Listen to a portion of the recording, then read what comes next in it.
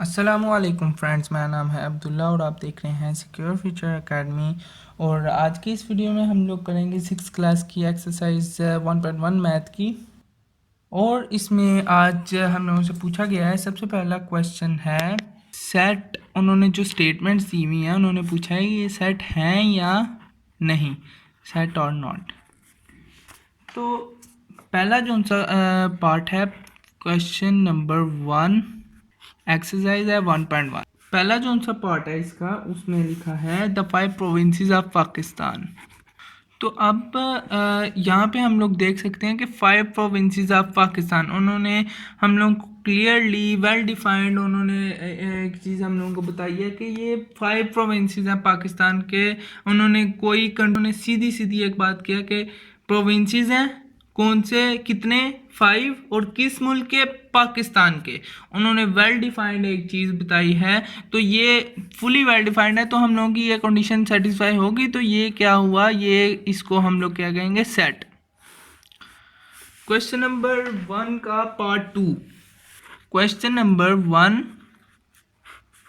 Part 2 क्या लिखा है, the difficult questions of a test. The difficult questions of a test.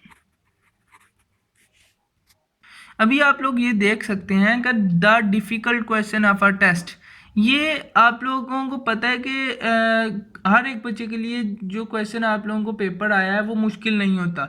जिसने तैयारी की होती है उसके लिए आसान होता है, और जिसने नहीं की होती उसके लिए ज़ाहिर बात है उसको मुश्किल ही लगना है।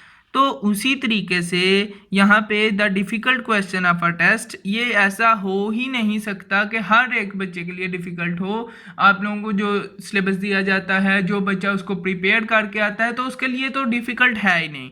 तो यहाँ पे उन्होंने वेल डिफाइंड इसको नहीं बताया, तो ये क्या हुआ, ये नॉट अ सेट हुआ। क्यों?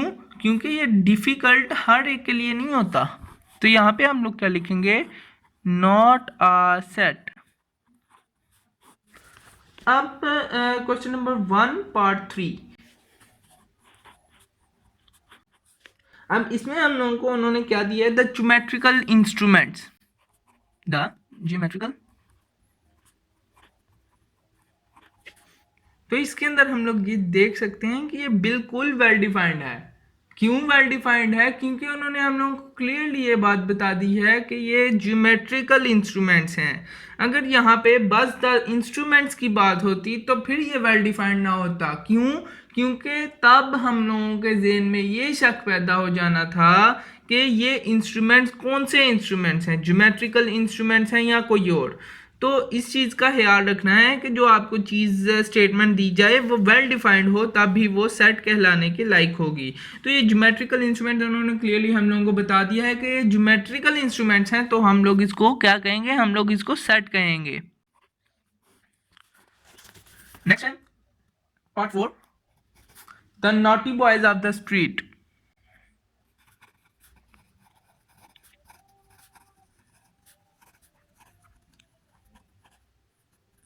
यहाँ पे देखिए क्या लिखा है, the naughty boys of a street. तो naughty boys of a street, यहाँ पे हम लोग देख सकते हैं कि उन्होंने हम लोगों को क्लियरली एक बात कह दी है कि ये नॉटी बॉयज हैं एक स्ट्रीट के। तो ये वेल डिफाइंड है, क्योंकि उन्होंने हम लोगों को क्लियरली ये बात कही है कि ये एक स्ट्रीट के नॉटी बॉयज जो से हैं उनका सेट हम लोगों ने बनाना है।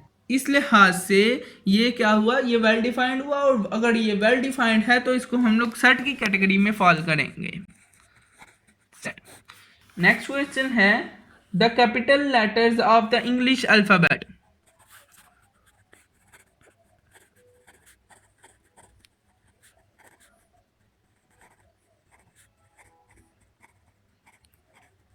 अब ये भी सेट होगा। क्यों?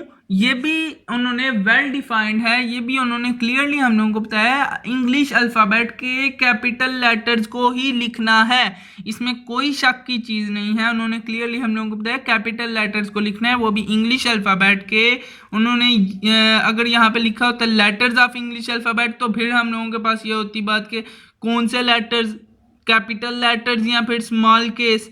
तो अगर यहाँ पे हाल लिखा होता लेटर्स ऑफ डैश लैंग्वेज, तो तब भी हम लोगों को ये शक रहना था कि कौन सी लैंग्वेज के अल्फ़ाबेट्स हम लोगों ने लिखने हैं, कौन सी लैंग्वेज के हरफ हम लोगों ने लिखने हैं।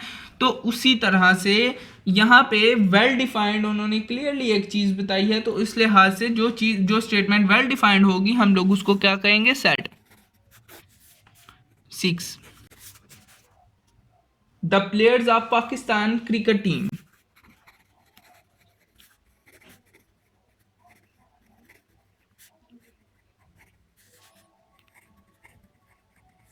तो यहाँ पे हम लोग देख सकते हैं उन्होंने क्लियरली हम लोगों को बताया है कौन सी टीम के, क्रिकेट टीम के, कौन से मुल्क की, पाकिस्तान की। किन के बारे में बात हो रही है, पाकिस्तान क्रिकेट टीम के प्लेयर्स के बारे में। तो इस लिहाज से हम लोगों को इसमें उन्होंने क्लियरली बता दिया है कि पाकिस्तान क्रिकेट टीम के प्लेयर्स के हम लोगों ने सेट बनाने हैं, तो इसको हम लोग सेट की कैटेगरी में ही फॉल करेंगे, क्योंकि यहाँ पे उन्होंने फुली डिफाइंड करके हम लोगों को कहा है कि प्लेयर्स हैं पाकिस्तान क्रिकेट टीम के। हम लोगों को अगर वो कह देते प्लेयर्स ऑफ पाकिस्तान टीम, तो पाकिस्तान टीम कौन सी, cricket team, football team, hockey team, किस चीज़ की, तो उसमें शक होना था। अगर वो कहते प्लेयर्स ऑफ क्रिकेट टीम, तो क्रिकेट टीम प्लेयर्स किस मुल्क के प्लेयर्स की क्रिकेट टीम हम लोगों ने सेट बनाना है, ये इस चीज़ में भी शक रहना था। मगर अभी उन्होंने बता भी दिया क्रिकेट टीम है, उसके प्लेयर्स को लेना है और वो भी पाकिस्तानी क्रिकेट टीम। तो इस लिहाज से ये वेल डिफाइंड है और इसको हम लोग सेट की कैटेगरी में फॉल करेंगे।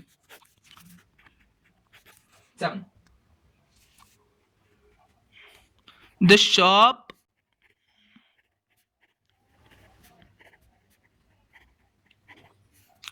Shop boys of a school. इसमें हम लोग देख सकते हैं कि उन्होंने हम लोगों को क्लियरली एक डिफाइन करके एक चीज़ बताई है कि ये स्कूल के बॉयज़ की बात हो रही है। कौन से, शार्प बॉयज़ की। हम लोगों ने स्कूल के जितने भी शार्प बॉयज़ हैं उनको हम लोगों ने सेट में लिखना है। अभी अगर मैं शार्प बॉयज़, अगर मैं लाइक स्टूडेंट्स को, अगर मैं लूँ, शार्प ऐसे तेज़ को कहते हैं, तो अगर मैं लाइक स्टूडेंट्स को लूँ तो मैं कहूँगा लाइक स्टूडेंट को सारे को मैं सेट के अंदर एक ब्रेसिस के अंदर मैं लिखना चाहता हूँ, तो वो सेट में ही आएगा। क्यों? क्योंकि वो एक ही कैटेगरी में आते हैं, sharp boys of a school. उन्होंने ये भी बता दिया है वो स्कूल के हैं, कौन क्या हैं, बॉयज हैं, और कौन से हैं, शार्प बॉयज हैं। तो इस तरीके से ये फुली डिफाइंड है और इसको हम लोग क्या कहेंगे, सेट कहेंगे।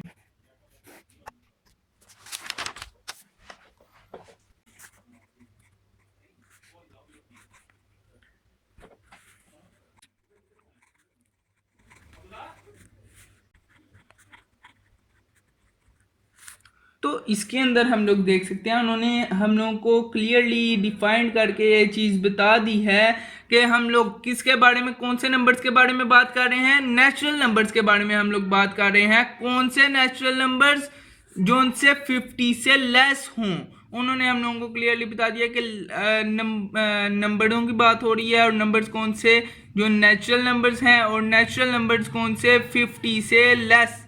और 50 से लेस अब हम लोग अगर किसी सेट के अंदर अब हम लोग लिखना चाहें, इसको हम लोग किसी सेट के अंदर लिखना चाहें, तो हम लोगों को पता है ये लेस देन 50 नेचुरल नंबर्स, कोई भी चीज़ रिपीट नहीं होगी। तो इस लिहाज से ये सेट हुआ, क्योंकि ये उन्होंने क्लियरली हम लोगों को बता दिया नेचुरल नंबर्स हैं और 50 से लेस देन है, कोई चीज़ रिपीट नहीं हो रही है। उन्होंने फुली डिफाइंड करके हम लोगों को ये चीज़ बताई है, तो इसको हम लोग सेट की कैटेगरी में फॉल करेंगे। नेक्स्ट,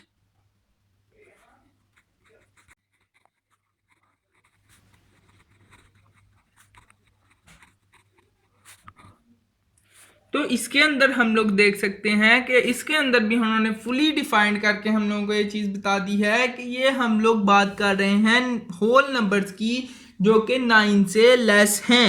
ये 9 से लेस होल नंबर्स की बात हो रही है, और ये भी फुली डिफाइंड है। क्यों? उन्होंने क्लियरली हम लोगों को बताया हम लोग नंबर्स की बात कर रहे हैं, कौन से होल नंबर्स की, और कौन से हैं, कहाँ से हैं, 9 से लेस देन है, कोई ना चीज़ रिपीट होगी इसके अंदर, और फुली डिफाइंड करके उन्होंने स्टेटमेंट हम लोगों को बयान किया, तो इसको हम लोग क्या कहेंगे, सेट कहेंगे। नेक्स्ट क्वेश्चन है question number 2। If A is equal to A E I O U जो के वॉवल लेटर्स हैं and B is equal to A B C and so on to G, then which of the following statements are true और false. हम लोगों ने true और false के बारे में बताना है कि ये ट्रू स्टेटमेंट है या फॉल्स है। तो उन्होंने हम लोगों को सबसे पहले दो सेट हम लोगों को उन्होंने दिए हैं कि ए इज इक्वल टू क्या है, A E I O U, फिर ब्रेसिस, और बी उन्होंने हम लोगों को बताया है कि बी है small letters a B c d e and so on to g, braces. अब उन्होंने पहले क्वेश्चन नंबर 2 का फर्स्ट पार्ट जिसमें उन्होंने पूछा है कि ए जो ए है लेटर एलिमेंट वो बिलोंग करता है ए के साथ, मतलब कि ए सेट के अंदर ए एलिमेंट है, स्मॉल ए एलिमेंट। देखें ये ए सेट के अंदर, ये ए सेट के अंदर ए एलिमेंट है, तो हम लोग इसको क्या कहेंगे, ये क्या है, ट्रू। टू पार्ट क्या है, बी बिलोंग्स टू ए। अब देखें ए सेट के अंदर बी है, ए सेट को देखें बी है इसके अंदर, यहाँ पे लिखा है ए सेट के अंदर ए E I O you, B नहीं है ना ए सेट के अंदर, तो इसको हम लोग क्या कहेंगे, B does not belongs to A है। इसने क्या लिखा हुआ है, बी बिलोंग्स टू ए, तो ये क्या होगा, इसने फॉल्स स्टेटमेंट हम लोगों को दी है। Question number 2 part 3। D does not belongs to A, उसने कहा है डी ए से बिलोंग नहीं करता, तो हम लोग देखते हैं डी वाकई ए से बिलोंग नहीं करता, तो देखते हैं डी ए के अंदर है या नहीं है। डी ए सेट के अंदर नहीं है, तो इस वजह से हम लोग कहेंगे इसने सही स्टेटमेंट हम लोगों को दिया है, और इसको हम लोग क्या कहेंगे, true. Question number 2 part 4। C belongs to B, C does not belongs to B, sorry. तो इसके अंदर हम लोगों को उन्होंने कहा है सी बी के बी सेट के अंदर सी बिलोंग नहीं करता, बी सेट के अंदर सी नहीं है, तो हम लोग देखते हैं कि क्या वाकई बी सेट के अंदर सी नहीं है। बी सेट के अंदर सी, ये देखिए सी लिखा हुआ है, मतलब कि इसने गलत स्टेटमेंट हम लोगों को दिया है, तो इसको हम लोग क्या कहेंगे, false. B I belongs to B, I belongs to B, तो इसके अंदर हम लोग देख सकते हैं उसने कहा बी के अंदर आई है, तो यहाँ पे हम लोगों को पता है ए टू जी सारे के सारे अल्फ़ाबेट्स बी सेट बी के अंदर हैं, तो इसको हम लोग क्या कहेंगे, ये इसने सही स्टेटमेंट दिया कि आई जोन सा एलिमेंट है, अल्फ़ाबेट है, वो बी सेट के अंदर है, ये ट्रू है। 6 पार्ट ऑफ क्वेश्चन नंबर 2। अब उसने कहा है आई बिलोंग करता है ए के साथ, आई ए सेट के अंदर है, उसने ये बात की है, तो अब हम लोग देखते हैं ए सेट के अंदर आई है या नहीं है। ए सेट को देखते हैं, ए सेट के अंदर आई है, तो इसलिए हम लोग इसको क्या कहेंगे, ये इसने सही स्टेटमेंट हम लोगों को दी है, तो इसको हम लोग क्या कहेंगे, true.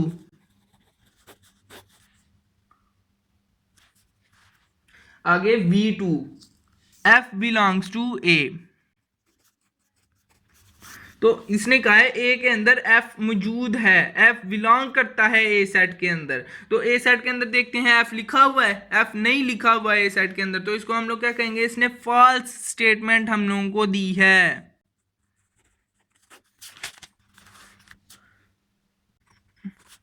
V belongs to A, तो इसके अंदर हम लोग देख सकते हैं उसने क्या कहा है, वी ए से बिलोंग करता है, ए सेट के अंदर वी है, उसने ये बात की है, तो हम लोग अब देखते हैं ए सेट के अंदर वी वाकई है या नहीं। वी नहीं है ए सेट के अंदर, तो हम लोग क्या इसको कहेंगे कि ये इसने गलत स्टेटमेंट हम लोगों को दिया है, ए सेट के अंदर तो वी है ही नहीं, तो इसको हम लोग क्या कहेंगे, फॉल्स। नेक्स्ट उसने कहा है 9 वाले पार्ट के अंदर X does not belongs to A, कि ए सेट के अंदर एक्स मौजूद नहीं है। तो ए सेट के अंदर अगर एक्स वाकई मौजूद नहीं होगा तो हम लोग इसको क्या कहेंगे कि ये इसने ट्रू स्टेटमेंट दी है। ए सेट के अंदर एक्स मौजूद है नहीं है तो हम लोग इसको क्या कहेंगे, ये स्टेटमेंट ट्रू है। नेक्स्ट है 10th part of question number 2, z belongs to b।